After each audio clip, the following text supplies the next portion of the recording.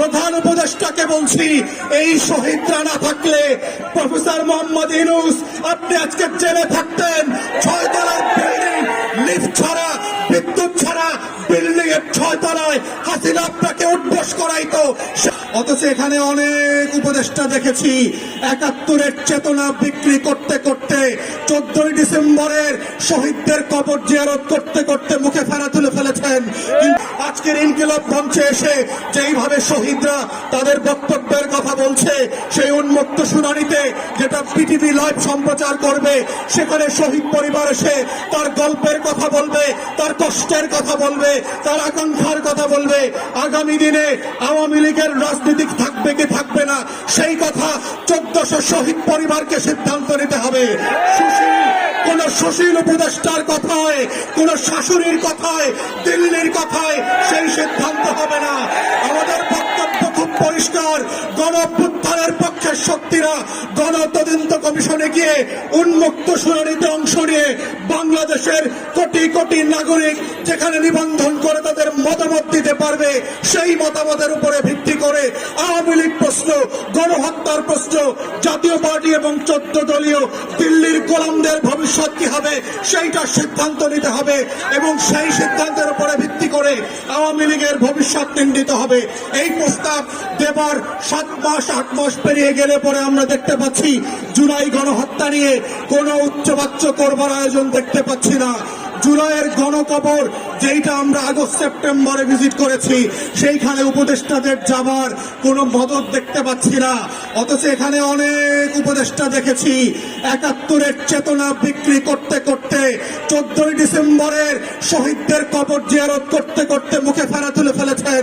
কিন্তু রায়ের বাজার বধ্যভূমিতে জুলাইয়ের 114 শহীদের কবর জিয়ারত করার সময় তাদের নাই।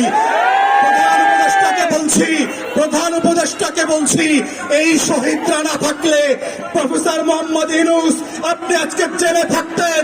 6 তলার বিল্ডিং, লিফট ছাড়া, বিদ্যুৎ ছাড়া বিল্ডিং এর 6 তলায় হাসিনা আপনাকে উঠবস করাইতো। সেই দিনের কথা ভুলে যাবেন না। আপনার মামলাগুলো আজকে আদালত দিয়ে নাই করে দিয়েছেন। এই নাই করার রাজনীতি হইতো না, আপনার মামলা চলতো। যাদের কারণে, যাদের রক্তের কারণে আজকে আপনি বেকসুর খালাস, যাদের রক্তের কারণে আপনি প্রধান উপদেষ্টা হয়েছেন, তাদের রক্তের বদলা যদি না নেন, আপনাকে আগামী দিনের মানুষ ক্ষমা করবে না। বাঙালির চরিত্র বুঝতে হবে। তারা প্যারিস থেকে এসে এনে নায়ক যেভাবে বানাইতে পারে, তারা মির্জাফরের মতো খলনায়ক বানাইতে পারে। এই রক্ত দেওয়া শহীদ পরিবারের এই ইতিহাস ভুলে যাবেন না। তাই আমাদের বক্তব্য হচ্ছে, গণতদন্ত কমিশনের মধ্য দিয়ে আওয়ামী লীগ প্রশ্ন রিজলভ করেন। এবং আমরা বারবার বলেছি বিভিন্ন প্রেসে এবং টকশোতে কি কি অপশন হতে পারে। প্রথম অপশন হচ্ছে নাৎসি মডেলে আপনি আউটরাইট আওয়ামী লীগ, জাতীয় পার্টি এবং 14 দলকে নিষিদ্ধ করে দেবেন। দ্বিতীয় অপশন হচ্ছে যদি ট্রুথ অ্যান্ড রিকনসিলিয়েশন ফর্মে যান সাউথ আফ্রিকার মডেলে, তাহলে কাদের বিচার করবেন, কোন কোন অপরাধের বিচার করবেন, আর কাদেরকে তওবা কমিশন করে হেফাজতে আলেমদের সামনে ক্ষমা চাওয়া মাফ করাইতে হবে, সেইটা আলাদা করতে হবে। কাদেরকে আওয়ামী লীগ যেহেতু আমাদেরকে 3টা নির্বাচন থেকে বঞ্চিত করেছে, তার রাজনীতি নিষিদ্ধ না হলেও আগামী 3টা নির্বাচনকে আওয়ামী লীগ এবং জাতীয় পার্টিকে ন্যায্যতার ভিত্তিতে বঞ্চিত করতে হবে। কারণ সে জাতিকে নির্বাচন করতে দেয় নাই, ভোট দিতে দেয় নাই। আওয়ামী লীগের কোন পদস্থ নেতা ওয়ার্ড ইউনিয়ন থেকে শুরু করে যারা এমপি মন্ত্রী হয়েছে গত 16 বছর, তারা বাংলাদেশে আর কোনোদিন রাজনীতি করতে পারবে না। ঠিক এইরকম শক্ত করে গণতদন্ত কমিশনের মাধ্যমে প্রয়োজনে গণভোটে দিয়ে আওয়ামী লীগ, জাতীয় পার্টির প্রশ্ন ন্যায্যতার ভিত্তিতে সমাধান করবার মধ্য দিয়েই আজকের এই শহীদদের বিচার ফয়সালা হইতে হবে। এই দাবি আহ্বান রেখে আমার বক্তব্য এখানে শেষ করছি। সবাইকে অসংখ্য ধন্যবাদ। আসসালামু আলাইকুম।